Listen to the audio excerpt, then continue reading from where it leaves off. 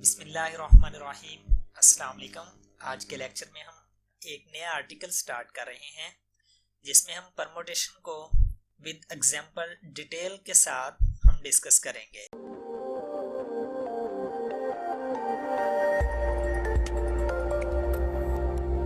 तो सबसे पहले परमुटेशन का इंट्रोडक्शन आप लोगों को करवाता चलूं। इन रियल लाइफ में permutation basically order of arrangement है डिस्टिंक्ट ऑब्जेक्ट्स का। It is the order of arrangement of distinct objects. अब फॉर एग्जांपल यहाँ पे मैं कोई से तीन ऑब्जेक्ट जिसमें कलर है रेड, ब्लू और ग्रीन, अब इनको हम जिन ऑर्डर्स के साथ अरेंज कर सकते हैं वो ऑर्डर्स इसके परमुटेशंस कहलाएंगे। फॉर एग्जांपल इसमें एक तो इसको अरेंज करने का ये ऑर्डर है कि सबसे पहले हम रेड, फिर ब्लू, फिर ग्रीन रखें। उससे नेक्स्ट हम इसको यूं भी अरेंज कर सकते हैं कि ब्लू और ग्रीन की आपस में पोजीशन चेंज कर दें और रेड, ग्रीन, ब्लू आ जाएगी। इससे नेक्स्ट और किस ऑर्डर में हम इसको अरेंज कर सकते हैं कि हम ब्लू को स्टार्टिंग में ले आए और रेड और ग्रीन को यूं लिख दें, और फिर इसको और भी हम ऑर्डर के अंदर अरेंज कर सकते हैं कि ब्लू हमारे पास इसी पोजीशन पे रह जाए और ग्रीन और रेड की हम पोजीशन चेंज कर दें। इसी तरह से अब हम क्या करेंगे कि ब्लू की जगह पे हम शुरू में ग्रीन को ले आते हैं तो फिर ग्रीन, रेड और ब्लू आ जाएगा, और इसी तरह से अब इससे नेक्स्ट ऑर्डर के अंदर हम इन दोनों की पोजीशन को चेंज कर देंगे तो ग्रीन, ब्लू और रेड। तो ये तीन ऑब्जेक्ट्स को हम इस तरह से डिफरेंट अरेंजमेंट के अंदर राइट डाउन कर सकते हैं। तो ये हर अरेंजमेंट जो है ये एक परमुटेशन बना रही है। तो हमने इस एग्जांपल के अंदर देखा कि नंबर ऑफ परमुटेशन 6 बन रही हैं क्योंकि हमारे पास जो ऑब्जेक्ट्स थे वो 3 थे। तो इसका मतलब यह हुआ कि जो नंबर ऑफ परमुटेशंस हैं वो किसी भी सेट के अंदर जो नंबर ऑफ एलिमेंट्स होंगे उसके फैक्टोरियल के इक्वल उसकी परमुटेशंस बन सकती हैं। That is 3 factorial is equal to 6। अब हम इसकी डेफिनेशन पे चलते हैं। तो परमुटेशन के लिए सबसे बेसिक चीज जो हमें चाहिए वो एक नॉन एम्प्टी सेट है, और फिर अगर उस सेट X के ऊपर ही हम एक बाइजेक्टिव मैपिंग इंट्रोड्यूस करवाएं that is called permutation on X, तो फिर हम उसको परमुटेशन कहेंगे। अब बाइजेक्टिव मैपिंग क्या है? ऐसी मैपिंग जो 1-1 भी हो और ऑन टू भी हो, हम उसको बाइजेक्टिव मैपिंग का नाम देंगे। अब 1-1 और ऑन टू क्या है? ऐसी मैपिंग जिसके अंदर डिस्टिंक्ट एलिमेंट के डिस्टिंक्ट इमेज हो वो 1-1 मैपिंग कहलाती है, और ऑन टू मैपिंग में कोडमेन और रेंज इक्वल होती हैं। अब परमुटेशन से मुतल्लिक ये 3 इंपॉर्टेंट नोट आप लोगों को लिखवा रहा हूं, ये आपने अपने पास राइट डाउन कर लेने हैं। किसी भी सेट X की जितनी परमुटेशंस बनेंगी उन परमुटेशंस के सेट को हम हमेशा SX के साथ रिप्रेजेंट किया करेंगे। The set of all permutation on X is denoted by SX।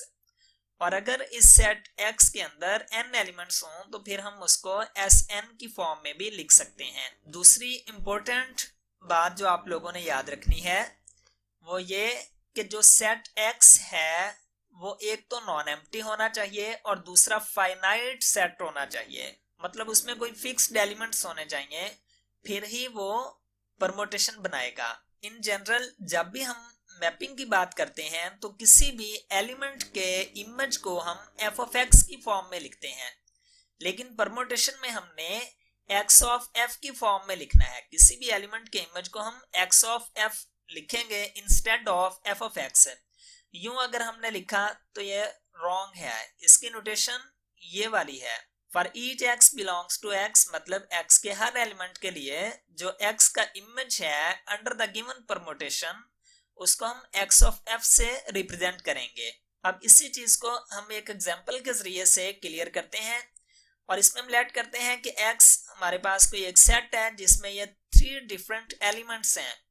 तो परमुटेशन बनाने के लिए बाइजेक्टिव मैपिंग चाहिए इटसेल्फ x के ऊपर। तो उसके लिए हम क्या करते हैं, 2 टाइम्स हम इस सेट X को राइट डाउन करते हैं और फिर हम इसके ऊपर F एक परमुटेशन ड्रॉ करते हैं जो कि X से X पर है, और ये F क्या है, बाइजेक्टिव मैपिंग है, और यहाँ कोई भी एक आर्बिट्रेरी बाइजेक्टिव मैपिंग हमने ड्रॉ की है जिसमें 1 3 को मैप कर रहा है, 2 1 को मैप कर रहा है और 3 2 को मैप कर रहा है। अब इनकी मैपिंग्स को हमने कैसे लिखना है, 1 of f1 under this permutation f, इसका इमेज क्या बन रहा है 3, तो इसको हम अब यूं राइट डाउन करेंगे 1 of f is equal to 3। इसी तरह से 2 का इमेज 1 बन रहा है तो इसको हम 2 of f is equal to 1 लिखेंगे, और 3 का इमेज 2 है under this permutation f, then we can write it as 3 of f is equal to 2। अब इसको हम मजीद एक्सप्लेन करते हैं, और अब हम देखेंगे कि हम इस सेट x की जो हमारे पास 6 परमोटेशंस बनेंगी उनको हम कैसे सेट की फॉर्म में राइट डाउन कर सकते हैं। S3 इसमें नंबर ऑफ परमोटेशंस कितनी होंगी 6 है, और उनमें से एक आइडेंटिटी होगी, बाकी की परमोटेशंस को हमने ये डिफरेंट नेम दे दिए हैं। तो जैसा कि हमने डेफिनेशन के अंदर देखा कि परमोटेशन सेट x इटसेल्फ के ऊपर एक बाइजेक्टिव मैपिंग का नाम है, तो इसके लिए हम क्या करेंगे, x को 2 टाइम राइट डाउन करते हैं, और आइडेंटिटी सबसे पहले हम इस परमोटेशन की बात करते हैं आइडेंटिटी की। तो आइडेंटिटी परमोटेशन के अंदर हमारे पास क्या आएगा, identity is a mapping from x to x है। अब आइडेंटिटी मैपिंग में क्या होता है, डोमेन और रेंज की वैल्यू सेम होती हैं, तो इसका मतलब 1 1 को मैप करेगा, 2 2 को और 3 3 को मैप करेगा। अब इससे नेक्स्ट हम f1 परमोटेशन की बात करते हैं, तो f1 is a bijective mapping from x onto x। अब इसमें 1 1 को मैप कर रहा है, 2 3 को और 3 2 को मैप कर रहा है। इसी तरह से f2 परमोटेशन की अगर हम बात करें तो इसमें 1 2 को मैप कर रहा है, 2 1 को और 3 3 को मैप कर रहा है। इसी तरह से अगर हम f3 परमोटेशन की बात करें तो इसमें हमारे पास 1 2 को मैप कर रहा है, 2 3 को और 3 1 को मैप कर रहा है। इसी तरह से हम f4 परमोटेशन भी राइट डाउन कर सकते हैं जिसमें 1 3 को और 2 1 को और 3 2 को मैप कर रहा है। इसी तरह से हम इसकी लास्ट परमोटेशन f5 परमोटेशन को भी हम यूं राइट डाउन कर सकते हैं जिसमें 1 3 को, 2 2 को और 3 1 को मैप कर रहा है। तो ये हमने डायग्राम के जरिए से इसकी जो 6 परमोटेशंस बन रही थी उनको हमने राइट डाउन कर दिया। अब अगर हमने इनको नोटेशन के अंदर लिखना हो तो फिर हम इनको यूं राइट डाउन करेंगे, आइडेंटिटी परमोटेशन 1 1 को मैप कर रहा था, 2 2 को, 3 3 को। f1 में हमारे पास ये अरेंजमेंट थी, f2 3, इसी तरह से हम 4 और 5 को भी यूं राइट डाउन कर देंगे। अब इसमें एक बात जो आप लोगों ने याद रखनी है कि जब भी हमने परमोटेशन को नोटेशन में लिखना है तो इसमें ये जो डोमेन की वैल्यूज होंगी उनको हमेशा हमने एक ऑर्डर के अंदर ही रखना है, और ये नीचे वाली रो के अंदर हमने इनके इमेजेस को लिखना है। अब जैसा कि यहाँ पे हमने देखा कि जब f5 परमोटेशन इन एलिमेंट्स के ऊपर एक्ट कर रही थी तो फिर 1 किसको मैप कर रहा है, 3 को। तो देखें यहाँ हमने 1 का इमेज 3 लिखा है, इसी तरह से 2 मैप कर रहा था 2 को, तो यहाँ उसी एलिमेंट के नीचे हमने उनके इमेजेस को लिखना है। अब इससे नेक्स्ट 3 नोट आप लोगों को पहले लिखवाए हैं, 2 मजीद आप लोग अपने पास राइट डाउन कर लें कि अगर किसी भी परमोटेशन के सेट में अगर f परमोटेशन है x के ऊपर तो फिर उसका इनवर्स भी परमोटेशन बनाएगा। इसी तरह से अगर किसी सेट Sn के अंदर f और g परमोटेशंस हैं, बाइजेक्टिव मैपिंग है, तो फिर उनकी जो कंपोजिशन है वो भी बाइजेक्टिव ही होगी। इसका मतलब क्या है, that is f and g अगर सेट ऑफ परमोटेशंस में है तो फिर इनकी जो कंपोजिशन है वो भी इसी सेट में से ही बिलोंग करेगी। इससे नेक्स्ट हम साइक्लिक परमोटेशन को डिफाइन करते हैं। ऐसी परमोटेशन जिसको हम इस फॉर्म के अंदर लिख सकें वो साइक्लिक परमोटेशन कहलाएगी, या फिर उसको हम कहेंगे cycle of length k and is written as. अब इसको हम नोटेशन में यूं भी राइट डाउन कर सकते हैं, alpha permutation is equal to a1 a2 a3 up to so on ak, where अब a1 का इमेज क्या होगा 2, a2 का इमेज 3, a3 का इमेज 4 और ak का इमेज दोबारा हमारे पास a1 ही आएगा। हम यहाँ पर भी देख सकते हैं कि साइक्लिक परमोटेशन के अंदर हर नेक्स्ट एलिमेंट अपने से प्रीवियस का इमेज होता है। 2 1 का इमेज था, 3 2 का, 4 3 का, और फिर k जो लास्ट एलिमेंट होगा वो उसका इमेज फर्स्ट एलिमेंट आएगा। अब यहाँ पर साइक्लिक परमोटेशन के हवाले से आप लोगों ने ये बात याद रखनी है कि ये जो एलिमेंट्स हैं जो साइक्लिक परमुटेशन बना रहे हैं A1, A2, A3, ये किसी भी सेट X के एलिमेंट हैं जिसमें total number of elements n हैं, तो लाजमी नहीं है कि उसके तमाम के तमाम एलिमेंट्स साइक्लिक परमुटेशन बनाएं और फिर वो एलिमेंट्स जो इनके अलावा होंगे वो अनचेंज्ड रहेंगे, remain unchanged under the action of alpha. अब देखें x के जितने n एलिमेंट्स थे तो फिर इसकी लेंथ हमने n नहीं कही बल्कि वो एलिमेंट्स जो साइक्लिक परमुटेशन बना रहे हैं वही एलिमेंट्स उस साइक्लिक परमुटेशन की लेंथ कहलाएंगे। अब यहाँ 4 डिफरेंट एग्जांपल्स के जरिए से इसी पॉइंट को हम क्लियर करेंगे। हम यहाँ पे लेट करते हैं कि x कोई एक सेट है जिसके ऊपर अल्फा एक साइक्लिक परमुटेशन बन रही है और वो इस तरह से है कि 1 2 को मैप कर रहा है, 2 3 को, 3 4 को और 4 1 को। देखें ये डेफिनेशन को पूरा कर रहा है तो इसका मतलब ये साइक्लिक परमुटेशन है और इस सेट के तमाम एलिमेंट्स एक साइकिल की फॉर्म के अंदर हैं, तो इसलिए फिर इसकी लेंथ क्या होगी, जितने इसमें एलिमेंट्स थे, एलिमेंट 4 हैं तो फिर इसकी लेंथ भी 4 होगी और हम इसको नोटेशन में यूं राइट डाउन कर देंगे। इसी तरह से अब हम बीटा एक परमुटेशन कंसीडर करते हैं जिसमें 1 2 को, 2 3 को और 3 1 को मैप कर रहा है। अब देखें साइकिल जो बना रहा है वो 3 एलिमेंट्स बना रहे हैं तो फिर इसको नोटेशन के अंदर हम यूं राइट डाउन करेंगे और बाकी का जो एक एलिमेंट है वो हमारे पास अनचेंज्ड ही रहेगा। अब इसकी लेंथ क्या होगी, 3। Beta is a cyclic permutation of length 3।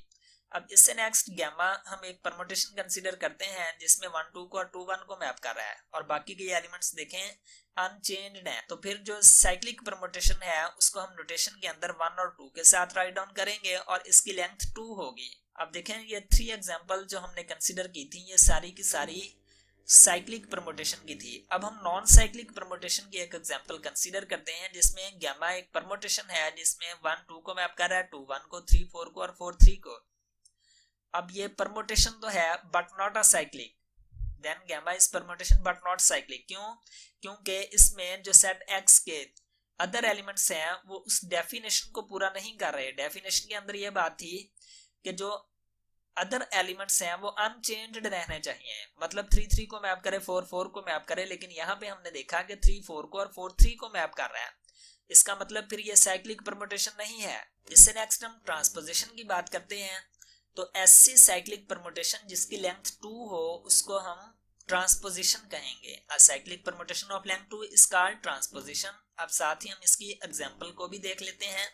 हम लेट करते हैं कि x ये एक गिवन सेट है। अभी हमने एग्जांपल ये देखी भी है जिसमें गैमा एक साइक्लिक परमुटेशन थी और उसमें साइकिल कुछ यूं बन रहा था कि 1 2 को, 2 1 को, 3 3 को और 4 4 को मैप कर रहा था। तो हमने देखा था कि इसको हम साइक्लिक नोटेशन के अंदर 1 और 2 की फॉर्म में लिखेंगे और फर्दर फिर अब देखें इसकी लेंथ क्या है, 2 है, तो इसलिए गैमा क्या कहलाएगा, ट्रांसपोजिशन कहलाएगा। अब हम चलते हैं इवन परमुटेशन की तरफ। तो इवन परमुटेशन क्या है, ऐसी परमुटेशन जिसको हम ट्रांसपोजिशन के प्रोडक्ट की फॉर्म में लिख सकें और वो नंबर ऑफ ट्रांसपोजिशन जो है अगर तो इवन होंगी तो वो इवन परमुटेशन कहलाएगा, अगर ऑड होंगी तो फिर ऑड परमुटेशन कहलाएगी। A permutation is said to be even permutation if it is written as the product of number of even transposition.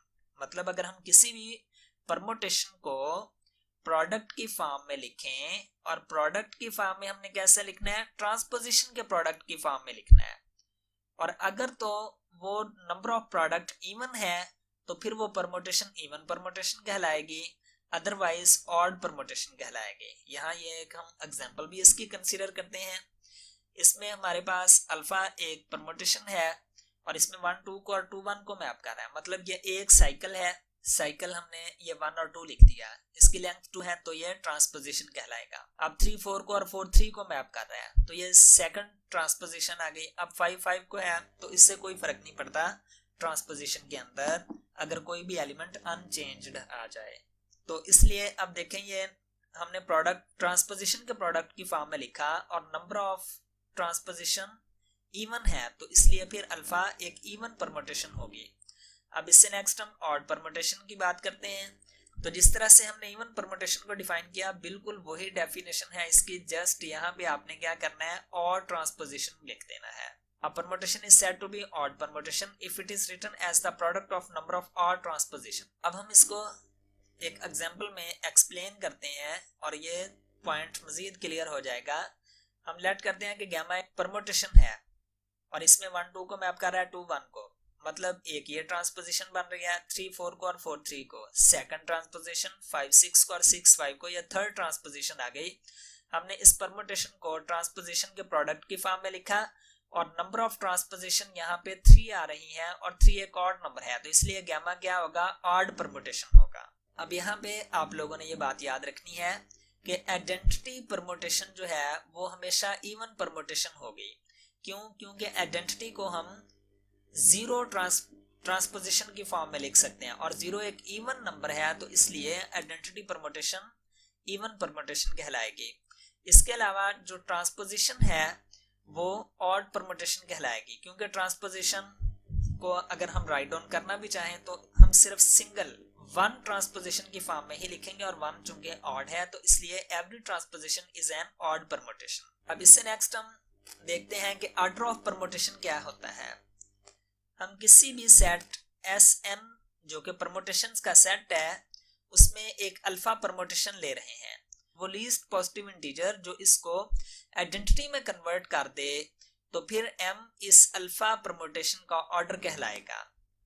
अब हम इसको एक एग्जांपल के जरिए से देखते हैं और लेट करते हैं टॉ एक परमुटेशन है जिसमें a b को और b a को मैप कर रहा है और ये ट्रांसपोजिशन है क्योंकि ये एक साइकिल भी बना रहा है और इसकी लेंथ 2 है, तो ये ट्रांसपोजिशन भी है। अब जब हम t को इटसेल्फ के साथ मल्टीप्लाई करवाएंगे तो टॉ स्क्वायर आएगा और टॉ स्क्वायर के ऊपर ये आइडेंटिटी दे रहा है। परमुटेशंस के अंदर हमने मल्टीप्लिकेशन कैसे करवानी है इस चीज को मैं नेक्स्ट लेक्चर के अंदर डिटेल के साथ बताऊंगा, लेकिन यहाँ पे आप लोग सिर्फ इसको इतना याद रखें कि जब भी हमने कोई 2 परमुटेशंस को आपस में मल्टीप्लाई करवाना हो तो उसके लिए दोनों की डोमेन का सेम होना लाजमी है।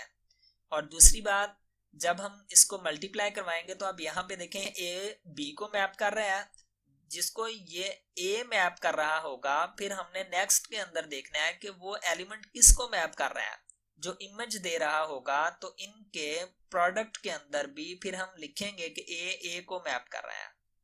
अब इसी तरह से b a को मैप कर रहा है तो इसमें हम देखेंगे कि a किसको मैप कर रहा है, b को, तो फिर इनके प्रोडक्ट में b को ही मैप करेगा, b को मैप कर रहा है। अब देखें a को और b को मैप कर रहा है तो इसका मतलब ये आइडेंटिटी परमुटेशन है। This follows order of toe is 2, क्योंकि टॉ स्क्वायर के ऊपर आइडेंटिटी आ गई और ये वो लीस्ट पॉजिटिव इंटीजर था जिसके ऊपर टॉ परमुटेशन आइडेंटिटी में कन्वर्ट हो गई, तो इसलिए ये 2 इस टॉ का ऑर्डर कहलाएगा। इसके साथ ही हमारा आज का लेक्चर खत्म हुआ। Thank you, Allah Hafiz.